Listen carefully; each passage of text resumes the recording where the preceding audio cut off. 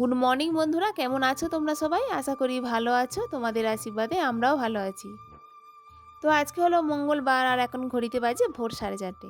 তো এখন থেকে তোমাদেরকে সাথে নিয়ে ভিডিওটা স্টার্ট করলাম।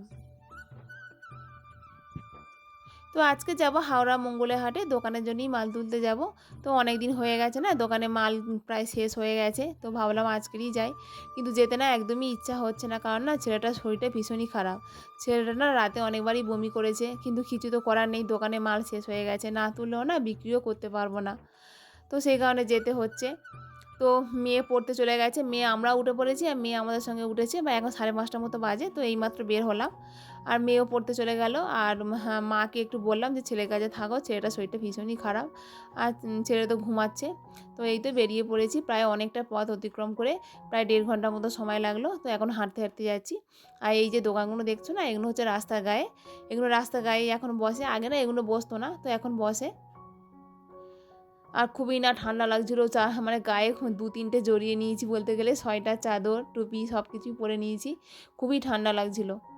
তো বাসে উঠতে অতটা ঠান্ডা লাগেনি, আর যখন না বাইকে করে যাচ্ছিলাম, মানে কিছুটা পথ বাইকে করে গেছিলাম, তো বাইকে খুবই ঠান্ডা লাগছিল অত অত ভোরবেলায়। আর এই তো মূল মার্কেটে প্রবেশ করছি।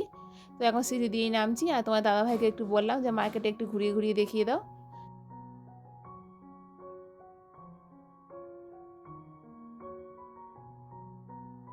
তো মার্কেটে না খুবই ভিড় হয়েছিল, তবে বেলার দিকে না ভিড়টা একটু কমে গেছিলো। আর মার্কেটটা মানে হেঁটে হেঁটে গেলেও না শেষ করা যায়, মানে এতটা বিশাল বড় মার্কেট, মানে যে প্রথম যাবে না সে গুলিয়েই ফেলবে। তো আমি না অনেকবারই গুলিয়ে ফেলেছি, তো অতবার গেছি তাও গুলিয়ে ফেলি। আর এই তো এই দোকান থেকে একটু সায়া নিয়ে নিলাম। তো এখন হাঁটতে হাঁটতে যাচ্ছি। তো এই এটা হচ্ছে কাপড়, মানে কাপড় জামা বলতে সায়া, ব্লাউজ, কুর্তি এইসবই এখানে পাওয়া যায়। তো তারপর শাড়ির মার্কেটে গেছিলাম, আর এই তো শাড়ি নিয়ে নিচ্ছি।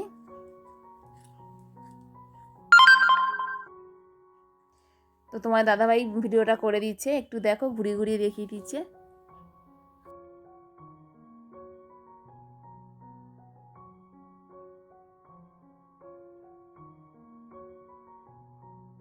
তো আমাদের মালপত্র নেওয়া মোটামুটি কমপ্লিট হয়ে গেছে। তো এবার আমরা বাড়ির উদ্দেশ্যে রওনা দেবো।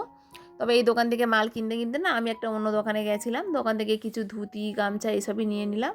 আর তোমার দাদাভাই মালগুলো ব্যাগের মধ্যে নিয়ে নিয়েছিল। আর এই তো বারিশের মধ্যে উঠে পড়েছি। আর দেখতে পাচ্ছ বাসটা অনেকটাই ফাঁকা, খুবই ভালো লাগছিলো। তবে কিছুটা দূর যাওয়ার পরে বাসটা অনেকটাই ভিড় হয়ে গেছিলো। আর কি হয়েছে জানো তো, মালপত্র কিনতে কিনতে না প্রায় সব টাকাই শেষ হয়ে গেছে। মানে গাড়ি ভাড়া দেওয়ার মতোই শুধু পয়সা রয়েছে, খাবার কেনার মতো একদমই কিছু ছিল না। তো লাস্টে ঘুরিয়ে গাড়িয়ে দেখলাম কিছু পয়সা আছে। তো দুজনের জন্য 2 প্যাকেট বিস্কুট কিনে নিলাম। তো খেয়ে তারপর বাড়িতে চলে এলাম। এই দেখতে পাচ্ছ বাড়িতে চলেও এসেছি। তো এখন ঘড়িতে প্রায় বেজে গেছে 2টো মতো বেজে গেছে। তো এদিকে এসে দেখি ছেলে ঘুমিয়ে পড়েছে খেয়ে দিয়ে। আর এদিকে ঘরে বিছানাটা কী অবস্থা দেখেছো? মেয়েকে জিজ্ঞাসা করলাম বিছানাটা কেন তোলোনি? মেয়ে বলছে মা তুমি কষ্ট করে আসবে, আবার বিছানা করতে হবে, তুমি এসে ওখানেই শুয়ে পড়বে। তো যাই হোক, এদিকে স্নান টানও করে নিয়েছি।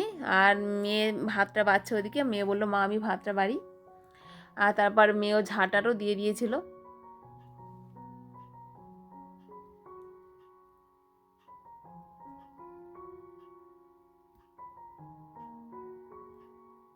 আর এই দেখো মেয়ে সমস্ত ভাত বেড়ে রেডি করে দিয়েছে, কত সুন্দরভাবে সাজিয়ে দিয়েছে দেখো। তবে মেয়ে রান্না করেনি, মাই রান্না করে দিয়েছিল। তো মেয়ে ভাতটা সুন্দর করে বেড়ে দিল।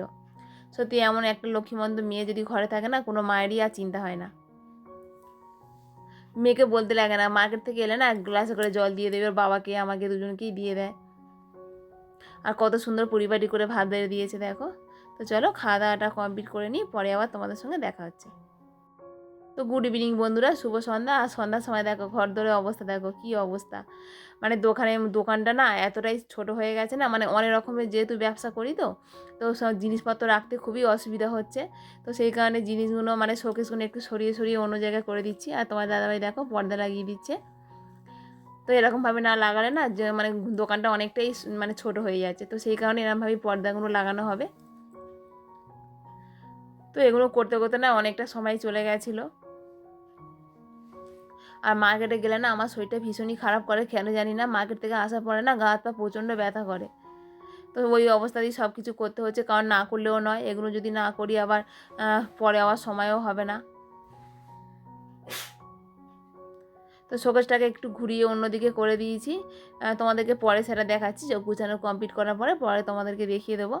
তো সব কিছু গুছানো মোটামুটি হয়েও গেছে। তো এখন একটু ঘরটাকে ঝাড় দিয়ে দিচ্ছি। আর দেখতে পাচ্ছ ঘরের মধ্যে এগুলো ছেলে না খেলা করেছে, এগুলো চারিদিকে ফেলে দিয়েছে।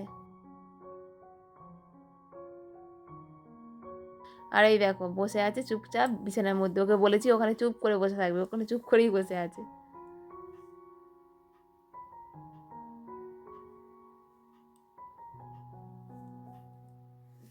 তো এই শোকেসটাকে আমাদের এই বারান্দার মধ্যেই রাখতে হয়েছে। তো দেখো মোটামুটি গুছানো কমপ্লিট হয়ে গেছে, তোমরা কি বুঝতে পারছো? এই দেখো শোকেসটাকে বারান্দার মধ্যেই রেখেছি। আর দোকানটাকে একটু প্রেসটা অনেকটাই বড় হয়ে গেছে। তো দোকানের মধ্যে না সেই জামা কাপড়গুলো তো গুছানোই হয়নি, অনেক কাস্টমার এসেছিলো, তো সেই জন্য এখনও পর্যন্ত গুছানো হয়নি। তো পরে এগুলো গুছিয়ে নেব। তো বন্ধুরা ভিডিওটি এখানেই শেষ করলাম, কালকে আবারও দেখা হবে নতুন কোনো একটা ভিডিওর সাথে। ততক্ষণের জন্য সবাইকে বলছি টাটা, গুড নাইট।